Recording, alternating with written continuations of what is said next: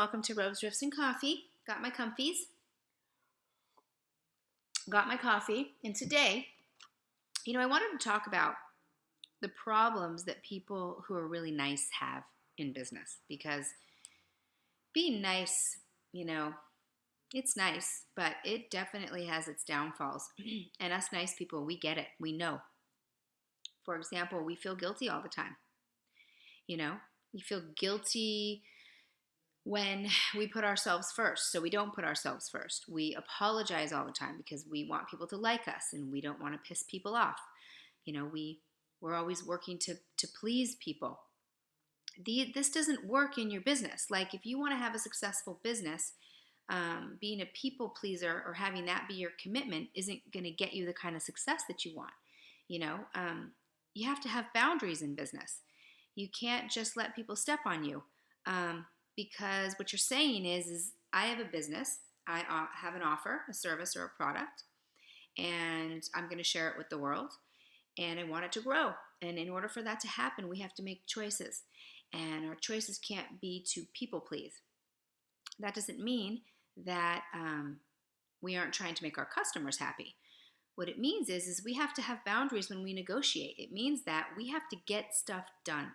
And we can't get stuff done if our commitment in life is to be nice. I just had this happen to me yesterday. So I'm working with this new media team, and they are phenomenal. I love them, Hank and Steve. I did a podcast yesterday, and it didn't go so well. And I love the girl who was helping me with the podcast. She's the producer. And it didn't go so well because we had a guest on, and she was kind of giving me instructions and coaching me while the lady was on the line, and it was just kind of disruptive and uncomfortable. It made the guest uncomfortable. The whole thing was just kind of weird, and there were a couple of other technical things that went wrong. So apparently she communicated that, or Hank and Steve found that out, and they asked me, how did the podcast go? And I said it went fine, and they said, you're not telling me everything. And I went to have a conversation with them about it, and I just kept apologizing. And I said, you know what, I don't want to talk about it because I don't want to throw this person under the bus. I don't want to make her uncomfortable. I don't want to upset anyone. I don't want to, what is it? Something in the apple cart? Oh my gosh, why can't I think of that? Anyway, I don't want to shake things up. Things are good. I have a good relationship with these people. And they said, this is our employee, and we have a right to know where we can improve. And they were absolutely right, because I just sat and I thought about it, and I emailed them later and said, I am so sorry. I know how to have a powerful conversation and say, you know what, the podcast went great. Here's how we can improve it. This is what didn't work. This is what did work. No big deal. I didn't hurt anybody's feelings. Nobody gets upset. Coming from a higher place, the vision is that we just get a great podcast together. But that's not where I slipped into this other thing yesterday. I don't even know how I got there. But instead of being committed to an extraordinary podcast, I was committed to not shaking things up, not pissing anybody off, not upsetting my team.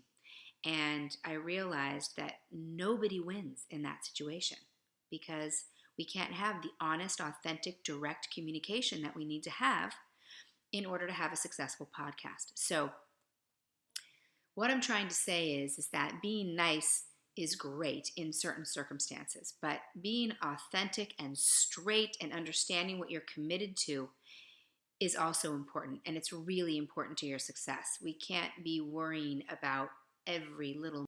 We have to be clear on what our vision is and the steps that we need to take to get there, and we can't be apologizing every step of the way. And I just wanted to share that story with you because I know this, and I'm actually really good at having conversations like this, but boy, is that being Mrs. Nice Gal in me still. And I just have to keep working on it when it shows up. So I did tell Hank and Steve I was sorry. And I think that that's the most important thing that we can do, is recognize it, is step into third-person perspective and be an observer of who we're being. That's a sign that we're transforming, that we are growing, is when we can actually look at what we're doing and make and take new steps. So this week I'm throwing it out to you to really observe yourself and see those places where you could really step in, have boundaries, and not just be people pleasing and doing things just to be nice, just to look good, just to be liked. All right, stay tuned for another episode.